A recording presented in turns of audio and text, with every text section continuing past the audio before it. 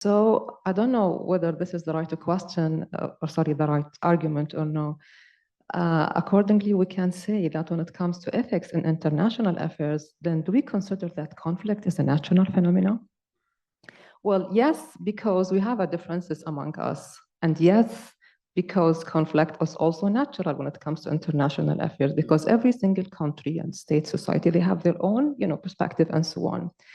Perfection doesn't exist. So we need some kind of conflict. But even conflict, war has ethics, limitation of ethics, and has limitations as well.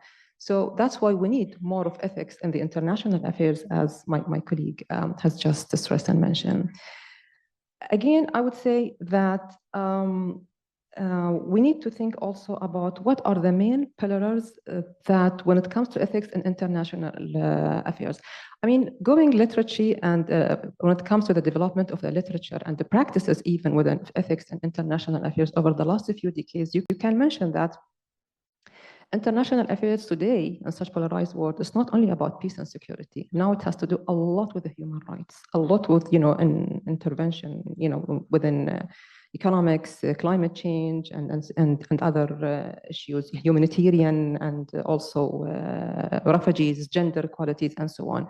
So having said that, I believe that we need to focus on those pillars. I mean, basically, I'm talking about the protections of the human rights. It is the nation's responsibility to be in charge about protecting the human rights, not only within their own internal borders, but also whenever they interact with external forces.